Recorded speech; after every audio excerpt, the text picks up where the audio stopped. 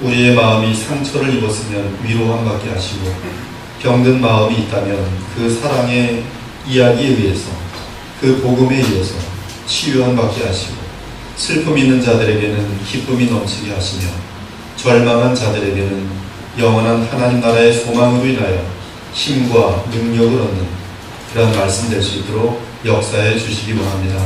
성령으로 아니하고는 그러한 역사가 나타날 수 없사오니 이 시간에 주의 백성들의 마음을 성령으로 기경하여 주셔서 옥토밭으로 만들어 주시며, 또 전하는 자에게도 성령으로 충만케 하셔서 오직 하나님의 뜻만 대언하는 시간이 되게 하여 주옵소서. 그래서 하나님의 뜻이 우리 그리스도의 보혈교회에 임하며, 하나님의 뜻이 우리의 가정에 임하게 하시고, 하나님의 뜻이 우리를 이 세상에 보내신 우리의 인생 가운데 나타나게 하여 주시옵소서. 말씀을 주님께 부탁드릴 때 우리 주 살아계신 예수 그리스도의 이름으로 기도하옵나이다. 아멘.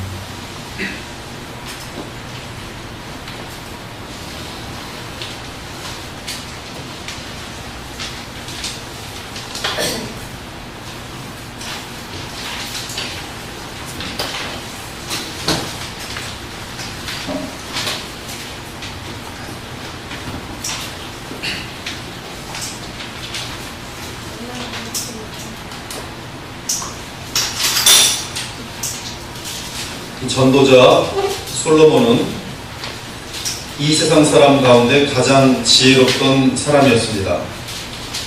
그는 하나님께서 특별한 지혜를 주셨기 때문에 인류 가운데 가장 지혜로웠던 사람이라고 보아도 하자가 없겠습니다. 그런데 그 최고의 지혜자가 내린 인생에 대한 결론은 헛되고 헛되도다, 모든 것이 헛되도다라는 것입니다. 물론 이 결론은 하나님의 나라를 배제한 결론입니다. 십자가와 부활의 복음을 알지 못하는 인생들에게 있어서 그 삶의 결국은 허무라는 것입니다. 저는 솔로몬의 결론을 믿습니다. 그 이유는 솔로몬은 하나님께서 특별한 지혜를 주셨던 자이고, 따라서 저보다 훨씬 더 지혜롭고 경험이 많고 논리가 분명하기 때문입니다. 또한 9절에서 11절까지 보니 또 깊이 생각하고 연구하였다라고 하며 진리의 말씀들을 정직하게 기록하였다고 증언하기 때문입니다. 나아가 11절 후반은 결국 전도서의 말씀은 다 한 목자가 주신 바라고 합니다. 이는 전도서의 내용은 우리의 영원한 한 분 목자이신 주 하나님께서 주신 계시의 말씀이란 뜻입니다. 따라서 11절에 의해서 전도서는 정경에 들어오게 된 것입니다. 즉 솔로몬이 전한 전도서의 교훈은 하나님의 영감을 받아주신 절대 진리인 것입니다. 이 전도서의 마지막 장에서 솔로몬이 내리는 결론은 영원한 세계와 연결되지 않는 모든 수고는 결국 헛되다는 것입니다. 이는 하나님을 왕으로 모시고 그분을 위해 수고하지 않은 수고는 반드시 헛되다라는 것입니다. 이에 불신자의 삶은 그 마음이 하나님을 향해 전적으로 부패하여 있기 때문에 철저하게 헛될 수밖에 없습니다. 자기의 육체를 위하여 심는 자는 육체로부터 썩어질 것을 거두리라. 지금 이 세상에 사는 많은 불신자들이 있고, 그들이 권력도 갖고 있고, 또 재력도 갖고 있고, 인기도 갖고 있고, 모든 세상의 좋은 것들을 다 갖는다 할지라도 성경은 그들의 삶은 허무라고 결론을 내려놓고 있습니다. 하지만 신자들은 성령으로 거듭났기 때문에 믿음 안에서 성령으로 살 수 있습니다. 그러한 삶은 하나님을 동기로 하는, 하나님을 위한 인생이 되면서 그의 삶 자체가 영원한 가치를 누릴 수 있기 때문에 영원토록 만족한 삶이 됩니다. 성령을 위하여 심는 자는 성령으로부터 영생을 거두리라. 솔로몬은 전도서를 마치면서 인생의 끝과 영원한 세계를 바라보며 독자들을 향해 권합니다. 일의 결국을 다 들었으니 하나님을 경외하고 그의 명령들을 지킬지어다. 대단히 소중한 결론이죠.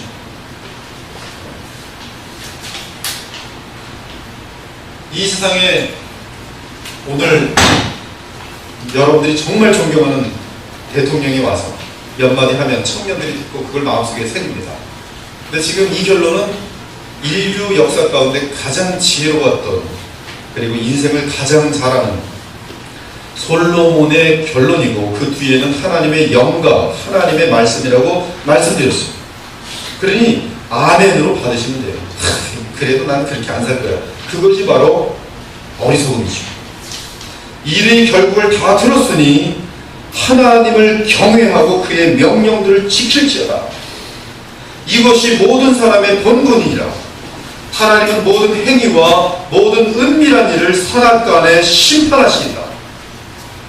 영원한 의미를 지닌 가장 가치 있는 삶은 하나님을 경외하며, 하나님을 경외하는 것이 무엇입니까? 하나님을 의식하며 하나님이 살아계시다는 사실을 분명히 알며 그분의 명령을 날마다 순간마다 지키며 살아가는 삶입니다.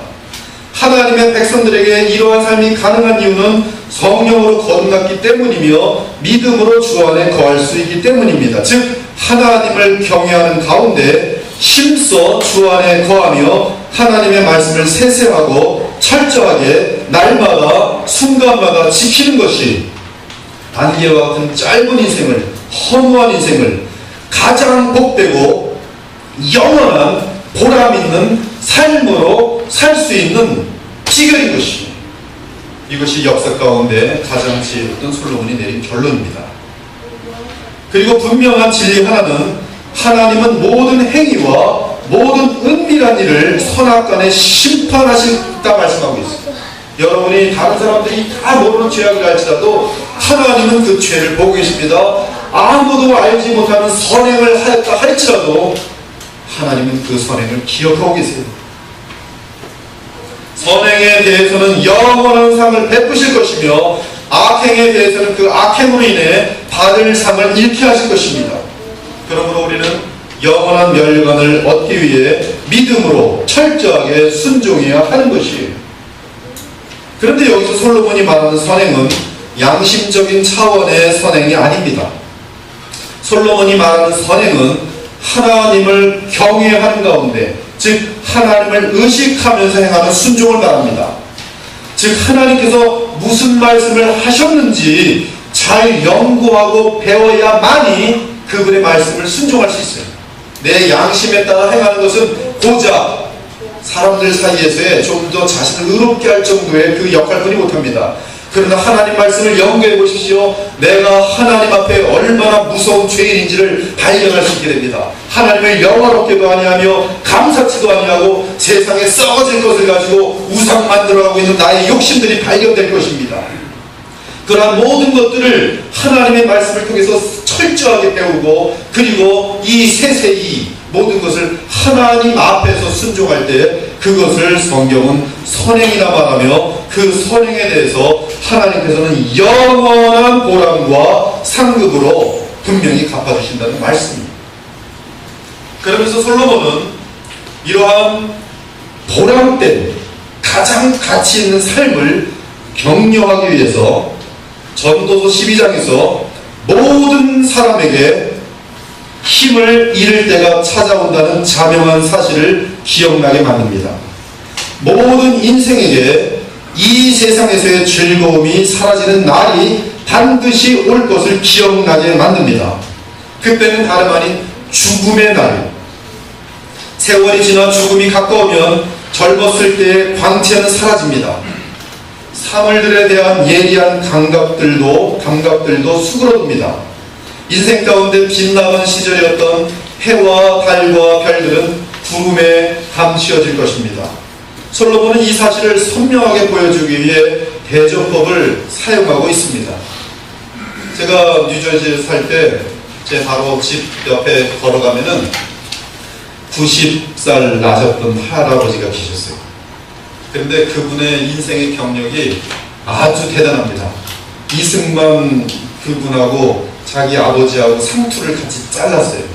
그리고 아버지가 훌륭한 분이라서 특권을 가지고 그 당시에 유학은 거의 불가능한데 이 1935년 40년 그때쯤 벌써 동경으로 유학을 가서 그러면서 치과를 공부했습니다. 많은 사람들을 치유해 줬어요. 그러면서 만나기만 하면 90살인데 그 자신의 인생을 항상 반복하면서 얘기해요.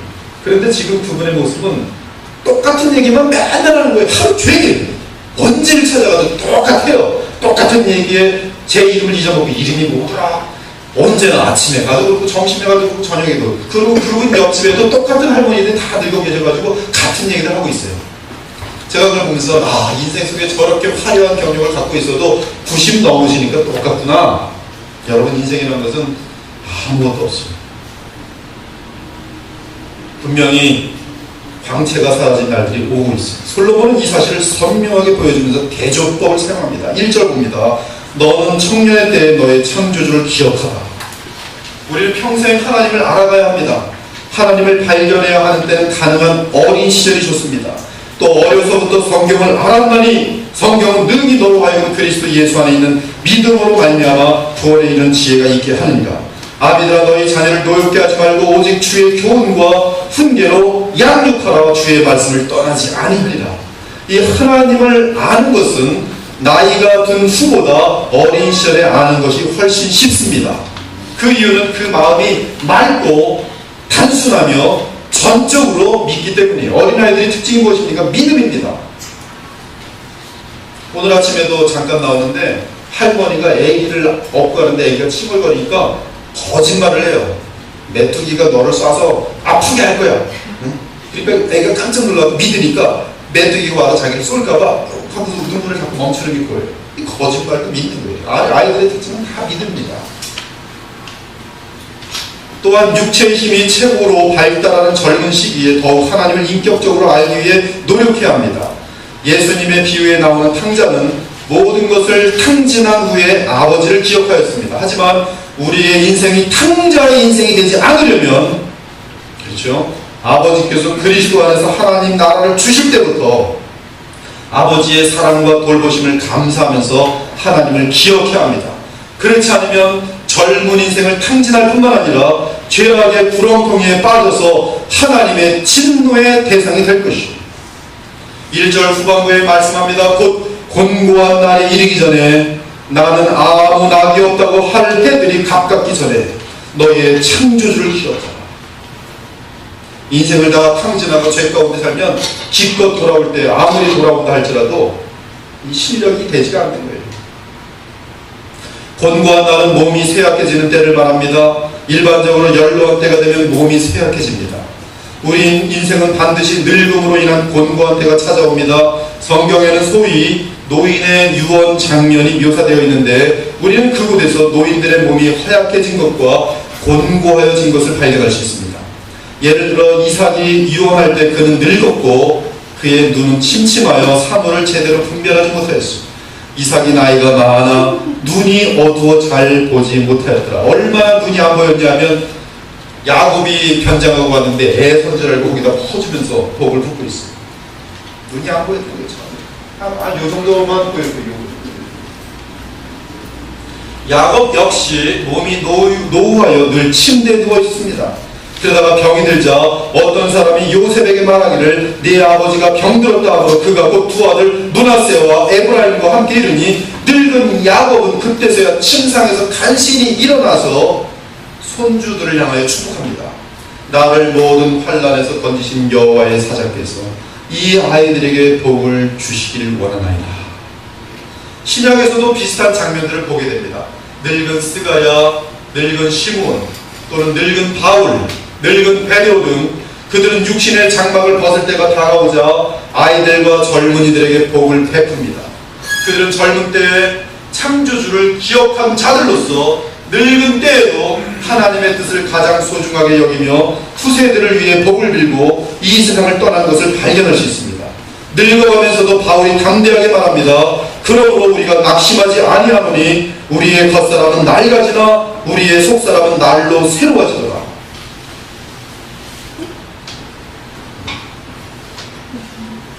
제가 그 달라스의 목사님 한 분을 알고 있는데요. 그분 연세가 80 정도 되세요. 근데 평생에 하나님 말씀으로 날마다 연단되신 분이십니다. 80이 되셨는데도 기력이 약해지지 않고 하루 5시간 정도씩을 하나님 말씀으로 계속 깨닫고 기도하고 사는 인생을 봤어요. 그분이 목사님들을 다 세워놓고 말씀을 전하는 것을 그때 제가 앞에 있었는데요.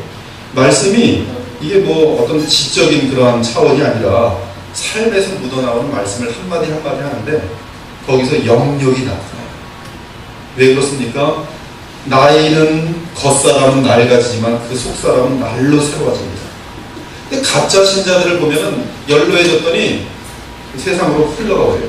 성경도 읽지도 않고 기도도 하지 않고 그냥 짜증과 분노와 역정과 이런 것들로 인생을 허비하는 사람들이 많이 있습니다.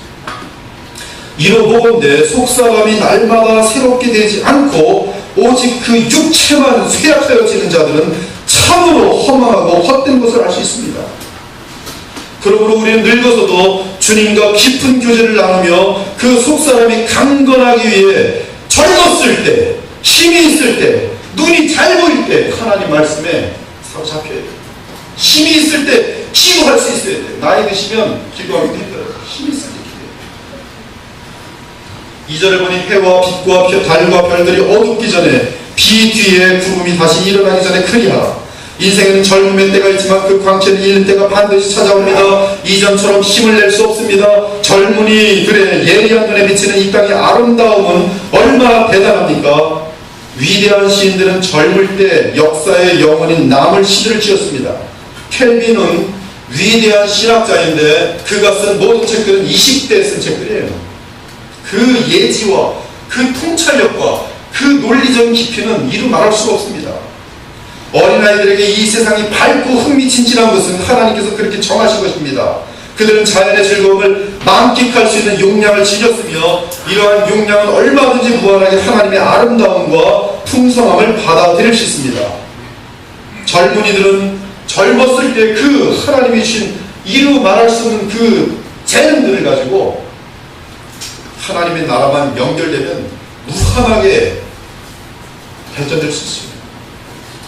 중요한 사실은 거듭난 영혼들의 눈에는 이 세상의 아름다운 정부가 아니라 영적인 하나님의 나라가 보이기 시작한다는 사실입니다.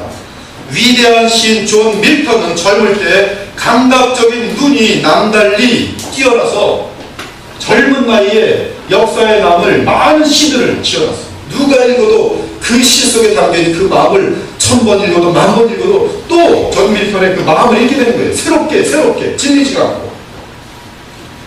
그러나 존 밀턴이 시력을 잃은 후에 그는 도리어 영적인 눈이 열려서 그동안 보이지 않던 하나님의 나라를 발견하게 되고 이 하나님 나라의 그 귀하고 아름다운 영원한 것들을 볼 수 있게 됩니다. 그래서 찬송시를 지으며 하나님을 향하여 달려가고 있는 것이죠. 오직 비가 흐른 자들만이 젊은 시절의 힘과 지혜와 예리함과 매력을 멸시합니다. 하지만 젊다고 하여 영원한 하나님의 나라를 보게 되는 것은 아니에요. 하나님의 나라를 보기 위해서는 반드시 성령으로 거듭나야 합니다. 예수께서 대답하여 이르시되 진실로 진실로 내게 이르노니 사람이 거듭나지 아니하면 하나님의 나라를 볼 수 없느니라. 예수께서 대답하시되 진실로 진실로 내게 이르노니 사람이 물과 성령으로 나지 아니하면 하나님 나라에 들어갈 수 없느니라. 그러므로 하나님의 나라를 보게 된 성도들은 이 세상의 젊음의 아름다움을 인정하지만 그 역시 결국은 헛되다는 사실을 깨닫게 됩니다. 대단히 중요한 말씀이죠. 이 세상에 하나님이 주신 재능들 귀합니다.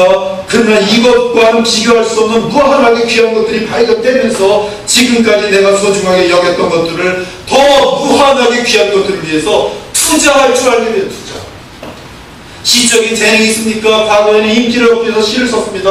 그러나 하나님의 나라를 발견했습니다.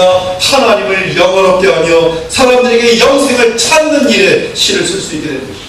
음악도 마찬가지입니다. 여러분의 모든 일반은 종소의 재능들이 다 마찬가지예요. 젊은 시절에 특별히 거듭나서 참 신자가 되어 하나님 나라를 발견한다면 정말로 귀하게 쓰임받으시게 되는 것이죠. 그러나 이를 깨닫지 못한 불신자들은 나이가 들어가면서 어떻게 해서든지 젊었을 적에 아름다움을 붙들어 보려고 합니다. 연예인들 보세요. 지금 벌써 50살이 됐는데 아직도 자기가 20살인 줄 착각하고 계속 성형수술해요. 근데 어느 날 보면 성형수술 하다 보면 자기는 이게 아름다운 줄 알았는데 다른 사람들이 보면 다 마비처럼 보여요. 어찌나 많이 뜯어고치는지. 불일치예요. 그냥 안타까워서 안 놓쳐보려고, 좀 더 이뻐 보려고. 불신자들은 계속적으로 그 허망함 가운데 빠지지 않기 위해서 젊은 시절의 사랑스러움과 매력을 붙들어 보려고 노력하지만 어느새 젊음의 즐거움과 행복은 손가락 사이로 빠져나가서 사라지게 되는 것입니다. 3절에서 8절은 이 솔로몬이 가지고 있는 시적인 이 재능을 가지고 사람의 몸에 대해서 묘사한 내용입니다. 아주 기가 막힙니다. 한번 따라서 한번 저랑 함께 3절부터 8절을 같이 보세요. 먼저 건장한 몸이 우람한 집으로 묘사되고 있습니다. 원래 인간의 몸은 하나님의 형상을 나타내며 영원히 살 수 있도록 지어졌습니다. 죄악이 들어오기 이전 사람의 아름다움과 영광이 어떠했는지는 지금 우리로서는 알 수 없습니다. 하나님의 예술적인 솜씨가 첫사람 아담과 하와의 몸 전체에 극도로 담겨 있었을 것입니다. 지금 있는 이 역사 속에 있는 그 어떤 사람보다 아름답기가 무한하였을 것입니다. 인류 역사는 타락한 사람들이거든요. 근데 타락 이전에 아담과 하와의 몸과 그 영광과 아름다움은 어땠을까? 우리는 지금 알 수가 없어요. 하나님의 예술적인 솜씨가 그대로 드러났던 존재입니다. 하지만 지금 인간의 몸은 타락에 의해 원래의 영광이 손상되어 있습니다. 그럼에도 불구하고 아직도 여전히 인간의 몸은 참으로 신비하고 놀랍습니다. 그러나 죽음이 가까울수록 인간의 몸은 허물어지기 시작합니다. 3절에 집을 지키는 자들은 양팔을 의미합니다. 힘이 있는 자들은 양다리를 의미합니다. 그런데 죽음이 가까울수록 팔이 떨려요. 흔들거립니다. 그리고 양다리는 점점 구부러집니다. 맷돌질 하는 자들은 이빨들을 나타내는데 이빨이 한둘 빠지면서 이빨이 적어집니다. 물론 지금 이제 과학이 발달해서 틀니를 집어넣긴 하지만 그러다가 나중에는 씹지도 못합니다. 창문들로 내다보는 자는 시력을 말합니다. 그런데 시력이 약해져서 자꾸 눈이 침침해지고 어두워집니다. 길거리 문들이 닫혀진다는 것은 뭘까요? 귀가 잘 들리지 않게 되는 것을 시적으로 표현한 것입니다. 솔로몬이 얼마나 재밌습니까? 맷돌 소리가 적어진다는 것은 음식을 씹는 것이 힘들고 느려진다는 뜻입니다. 신경은 날카로워져서 작은 새의 지저귀는 소리만 들어도 잠을 못 이루고 뒤척이다가 일어납니다. 여러 소리에 쉽게 놀라며 목소리는 작아지고 높은 산에 오를 힘이 없어집니다. 왕년에는 산을 7개씩 다니던 사람이 이제 열로 하니까 점점 이제는 5개를 줄다가 1개를 줄다가 나중에는 이제 하나조차도 못 올라가요. 층도 나중에 올라가지 못합니다. 저희 2층에 할머니가 사시는데 아마 90이 넘으신 것 같아요. 2층에서 평생 나오지도 않아요. 층계를 못 올라다니십니다. 할 수 없어요. 높은 곳이 두렵고 거기 살고 남은 곳은 뭐냐면 머리카락은 하얗게 되는 것이죠. 물론 지금은 다 염색해서 가리고 있지만 메뚜기처럼 작은 일도 이제는 큰 짐이 되고 정력은 일어나지 않습니다. 이러한 묘사들은 사람이 늙어서 이 땅의 여정을 마칠 때가 다가왔음을 알려줄 것이죠. 총착력이 지금 오고 있어요. 분명합니다. 6절을 보니 은줄이 풀리고 금굴이 깨지고 항아리가 생곁에서 깨지고 바퀴가 운물 위에서 깨지러가 묘사하는데 이 묘사는 사람의 신체 기관들의 아름다움과 뛰어난 기능들을 나타내고 있습니다. 사람의 척추는 은줄로 묘사되었고 총명한 머리는 금그릇으로 묘사되었습니다. 지치지 않는 우리의 심장은 계속 사용되는 항아리로 묘사되었고 혈액순환 시스템은 운물에서 사용되는 도르래, 바퀴라고 되어 있죠. 바퀴로 지금 솔로몬이 묘사하고 있습니다. 이 모든 것들은 생명을 유지하는데 가장 중요한 기관들에 대한 묘사입니다. 죽음이 몸을 공격하여 그 귀한 기관들을 파괴하기 전까지는 은줄과 금그릇, 항아리, 바퀴 등은 쉬지 않고 활동을 합니다. 그러나 죽음이 가까울수록 그 기능들이 연약하여집니다. 그리고 마침내 죽음이 집 안으로 들어와 그 모든 것들을 파괴하여 기능을 상실하게 될 때 신체는 흙으로 돌아갑니다. 이처럼 죽음이 다가올수록 인간의 몸은 허약하여지면서 무너지게 되는 것이. 그러므로 1절과 2절과 7절은 반복하여 강조합니다. 곧 곤고한 날이 이르기 전에, 나는 아무 낙이 없다고 할 해들이 가깝기 전에, 해와 빛과 달과 별들이 어둡기 전에, 비 뒤에 구름이 다시 일어나기 전에 너의 창조주를 기억하라. 몸은 흙으로 돌아가고 사람의 영이 하나님께로 돌아가기 전에 하나님을 기억하라. 사랑 여러분, 사람의 몸은 땅으로 돌아가 흙이 됩니다. 그러나 신자의 영혼은 하나님께로 돌아갑니다. 할렐루야. 그 영혼은 하나님께로 돌아갈 때 의식을 갖고 주 예수 그리스도를 뵙게 될 것입니다. 그때 주 앞에서 잘하였도다 칭찬을 듣는 신자는 영원토록 영광스러운 상태가 되는 것입니다. 우리 어린이들 찬송 가운데 미운 사람 다투고 예수님 만날 때 부끄럽지 않아요. 이렇게 찬송한다는 예수님을 딱 만났는데 잘하였도다. 우리 이어보 형제요. 그것은 영원한 거라고요. 한편 불신자의 영혼은 지옥으로 떨어집니다. 그 영혼은 하나님과 완전하게 단절된 무한한 어둠 속에서 이를 갈며 영원한 고통을 당하게 될 것입니다. 또한 이 땅의 먼지로 돌아간 육체는 주 예수 그리스도께서 재림하실 때 부활하게 될 것입니다. 신자의 육체의 부활은 사람의 삶을 가장 충만하게 회복할 것입니다. 그때 신자는 자연의 몸으로 심고 영적인 몸으로 일어날 것입니다. 이 썩을 것이 반드시 썩지 아니할 것을 입겠고 이 죽을 것이 죽지 아니함을 입으리로다. 따라서 하나님께로 돌아간 영은 훗날에 영광의 몸을 입게 될 것입니다. 바울은 성도들과 함께 하늘로부터 내려오는 집을 덧입기를 간절히 소망하였습니다. 만일 땅에 있는 우리의 장막집이 무너지면, 몸을 얘기하는 것이죠. 솔로몬처럼 이 장막집이 무너지면 하나님께서 지으신 집, 곧 손으로 지은 것이 아니요 하늘에 있는 영원한 집이 우리에게 있는 줄 아노라. 참으로 우리가 여기서 탄식하며 하늘로부터 온 우리 처소 덧입기를 간절히 사모하더라. 이렇게 입으면 우리가 벗은 자들로 발견되지 않으려 함이라. 우리는 반드시 몸을 입게 되어 있습니다. 참으로 이 장막에 있는 우리가 짐진 것 같이 탄식하는 것은 벗고자 함이 아니요, 즉 영원의 상태로만 살아가는 것이 아니요 오히려 덧입고자 함이니 언젠가 부활의 몸을 입고자 한다는 것이죠. 죽을 것이 생명의 삼킴바 되게 하려 함입니다. 사랑하는 여러분, 우리 주께서는 우리를 구원하시기 위하여 죽기까지 복종하셨습니다. 그러나 그리스도께서 죽은 자 가운데 살아나셨음에 다시 죽지 아니하시고 사망이 다시 그를 주장하지 못하게 되었습니다. 마찬가지로 죽음은 더 이상 예수 그리스도를 믿는 자들을 주장하지 못할 것입니다. 이처럼 예수 그리스도의 십자가의 구속은 우리의 영혼과 몸에 다 영향을 끼칩니다. 우리는 믿음 안에서 예수 그리스도의 죽음과 부활에 연합함으로써 우리는 죄사함을 받아 우리 영혼은 이미 하나님 나라에 들어갔고 우리의 육체는 주의 재림 때 놀라운 변화를 경험할 것입니다. 즉 우리는 성령의 처음 익은 열매를 받았기 때문에 더욱 우리 몸의 속량을 기다리게 됩니다. 그뿐 아니라 또한 우리 곧 성령의 처음 익은 열매를 받은 우리까지도 속으로 탄식하여 양자 될 것 곧 우리 몸의 속량을 기다리느니라. 그때 우리 몸은 다시는 연약하여지거나 흔들거리거나 구부러지거나 이빨이 빠지거나 귀가 들리거나 두통을 앓거나 무서운 일들이 있거나 그런 일이 없을 것이죠. 죽은 자의 부활도 그와 같으니 썩을 것으로 심고 썩지 아니할 것으로 다시 살아나며 욕된 것으로 심고 영광스러운 것으로 다시 살아나며 약한 것으로 심고 강한 것으로 다시 살아나며 육의 몸으로 심고 신령한 몸으로 다시 살아나니 육의 몸이 있은즉 또한 영의 몸이 있느니라.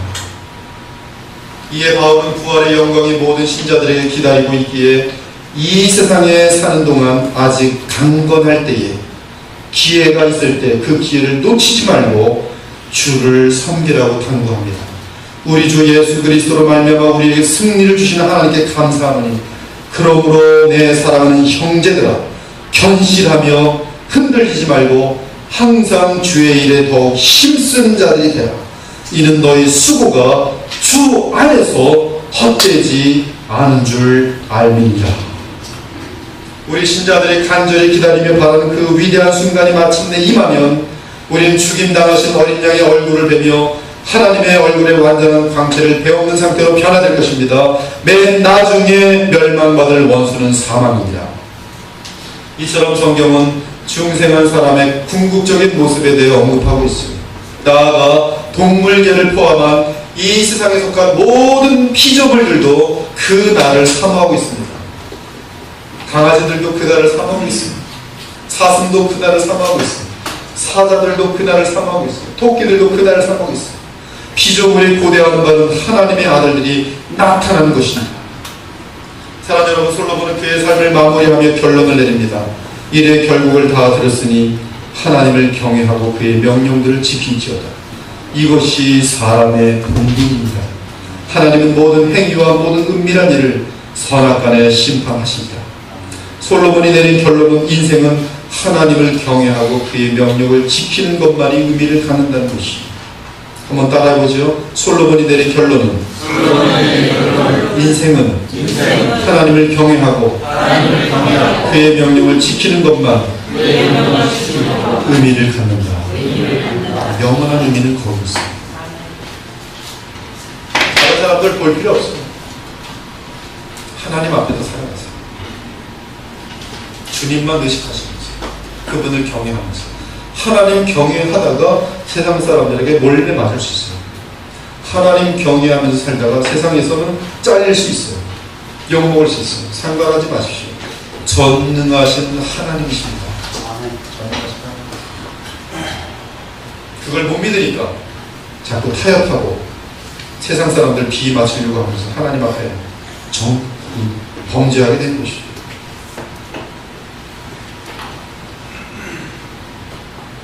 우리 인생 가운데 가장 중요한 것은 바로 거룩한 성품과 순종입니다. 성품은 그리스도의 형상을 얼마나 닮았는가, 그것이 우리의 영광입니다. 그리고 그 영광은 이 세상에서 보면 알아요. 사람들은 한 3년 같이 지나면 속지 않습니다. 저 사람의 영적인 분량, 즉 그리스도를 닮은 분량이 얼마인지 보입니다. 그래요. 아무리 종교적인 척할지라도 가장 가까이서 3년 정도 지나면 보입니다.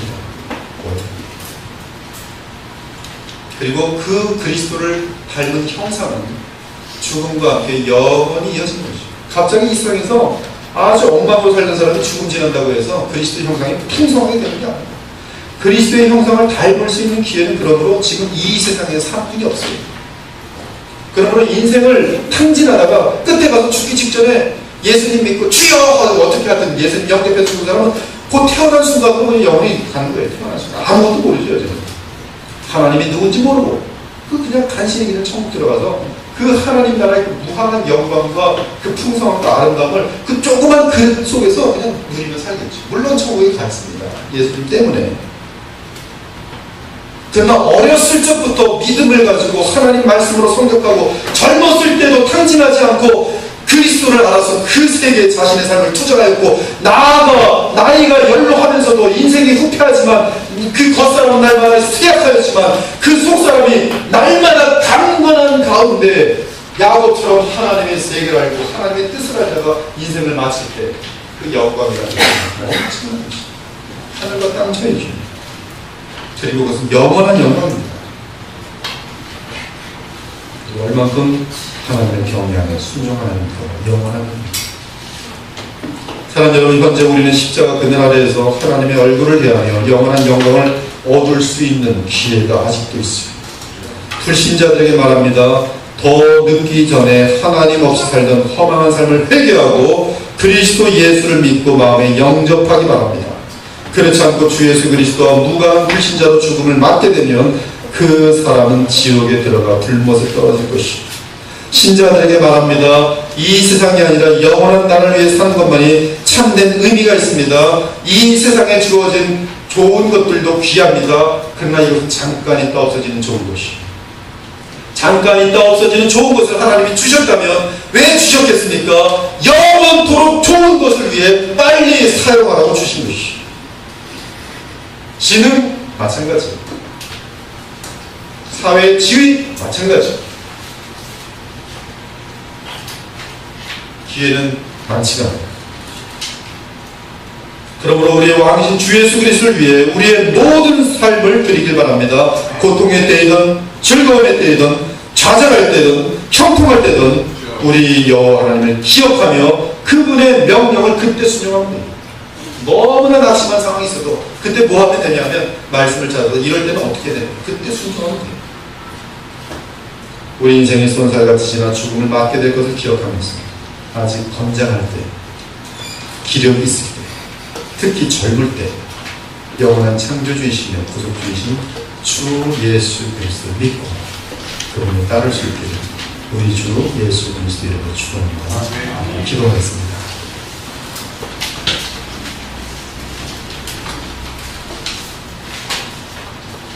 여러분 지금 인생을 어떻게 살고 있습니까? 또 왜 살고 있습니까? 솔로몬이 이미 결론 내린 허망함을 위하여 오늘도 달려가고 있습니까? 세상에서 좀 더 잘 되면 그것이 큰 의미가 있을 것으로 생각하고 계십니까? 지금 이미 주신 것으로 주님께 돌려드리지 못한다면 우리는 영원한 것들을 위해서 오늘도 살지 못하고 자꾸 내일로 미루는 것입니다. 사단의 가장 큰 괴계와 거짓말은 오늘 하지 말고 내일 하는 거예요.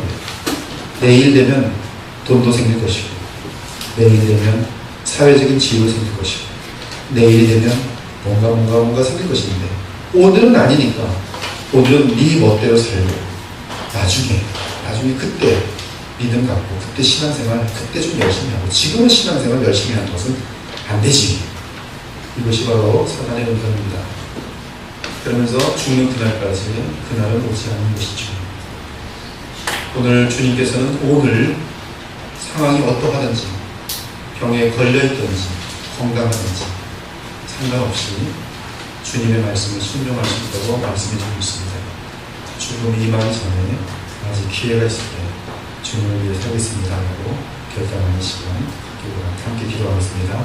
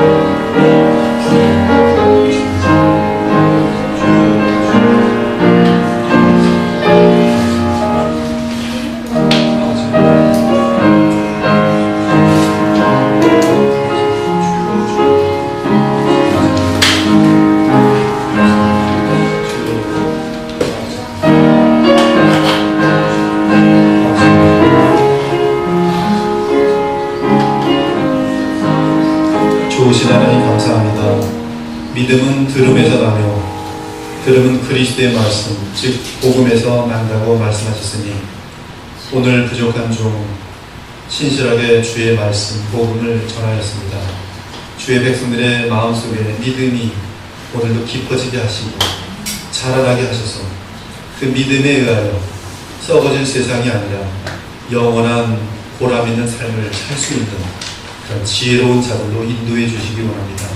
주님께서 이 세상을 살아가는 가운데 주시는 모든 선하고 좋은 것들 주님 그것으로 썩게 만들지 말게 하옵시고 주신 재능들, 주신 지위들, 주신 기회들 그 모든 것들을 하나님께 돌려드리며 더욱더 영원한 것을 위해 보람있게 살 수 있는 하나님 그런 지혜로운 자들 될 수 있도록 인도하여 주시옵소서. 거룩하신 하나님 이 말씀과 함께 병든 영혼들이 하나님 아버지 강건하여지는 역사 있게 하시고 목적을 잃은 인생 가운데 목적을 분명하게 허락하여 주시며 하늘의 영광을 보지 못하는 자들에게 주의 영광을 볼 수 있는 눈을 열어 주시옵소서. 행여나 구원받지 못하고 거듭나지 못한 영혼이 있습니까? 자비하신 하나님, 주님의 십자가의 보혈의 권능으로 찾아가 주셔서 눈이 열리게 하옵시고, 그래서 매일 주일 예배당 마당만 받는 것이 아니라 참으로 살아계신 하나님을 배우며 그 영광을 보고 즐거워하고 기뻐할 수 있는 그 은혜를 함께 허락하여 주시옵소서. 감사드리며 우리 주 예수 그리스도 이름으로 기도합니다. 이제 준비하신 예물을 함께 바치겠습니다.